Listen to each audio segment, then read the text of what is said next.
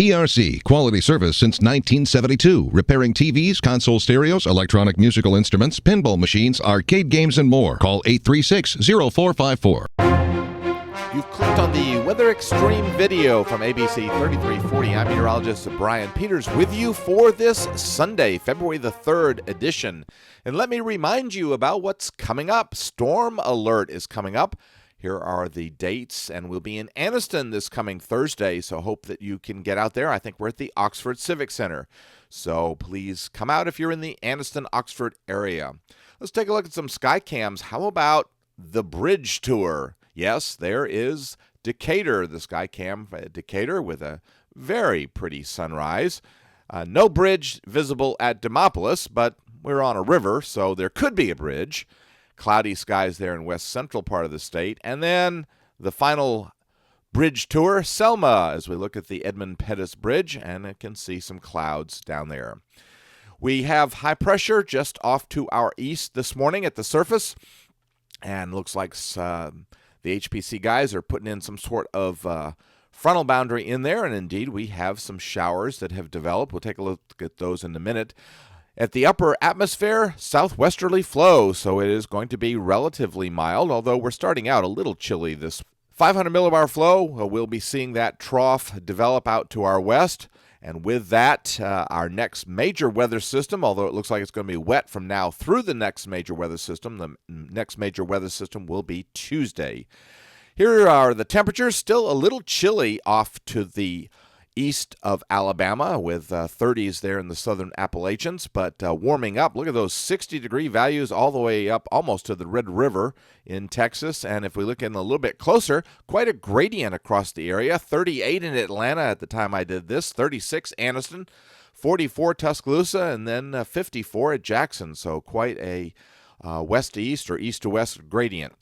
Storms developing off to the west, and that trough coming into the Rockies is bringing a great deal of concerns and problems for them, as you can see, with a number of winter storm warnings, watches, and advisories. But the good news is the QPF and the HPC boys are keeping that rainfall amount pretty high. Looks like as much as 2.5 inches. Now, I'm a little more conservative than that, but I think 1 to 2 inch amounts are probably not out of the question. The big problem is going to be the severe weather, and it looks like for day 2, this is Monday into Tuesday, slight risk centered primarily on Arkansas, which is where it was yesterday, a little bit larger today though, and then a very large area, looks like a very good possibility of a widespread severe weather episode on Tuesday and into early Wednesday morning.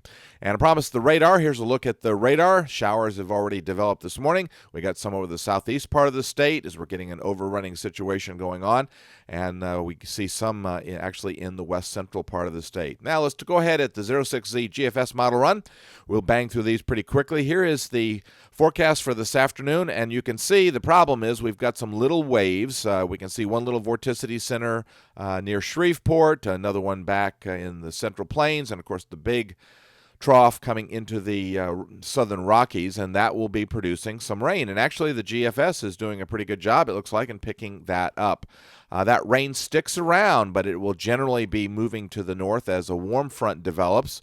And then on Tuesday, here comes the main event. Here is the big trough coming out of West Texas, and with that, a good surface low up in northeast of the Great Lakes, but another surface low around the Arkansas area.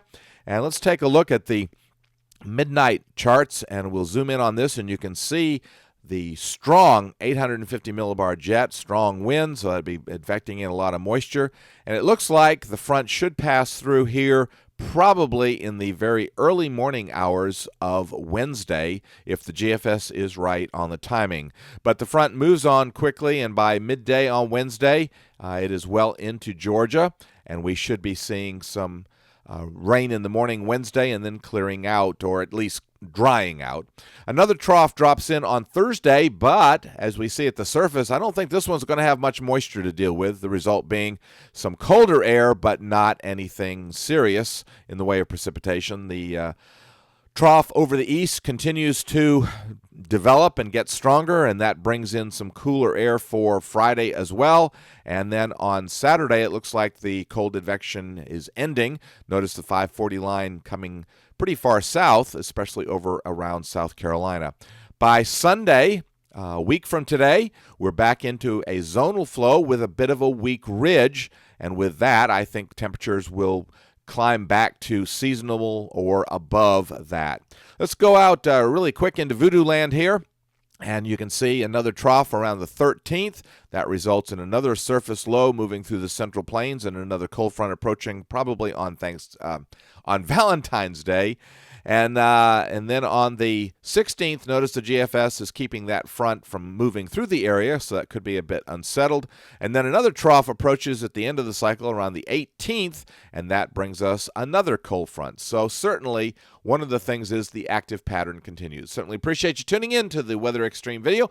Hope to see you at Storm Alert at the Oxford Civic Center in Anniston on Thursday. Doors open at 5. Program starts at 7. Have a great Sunday, and God bless.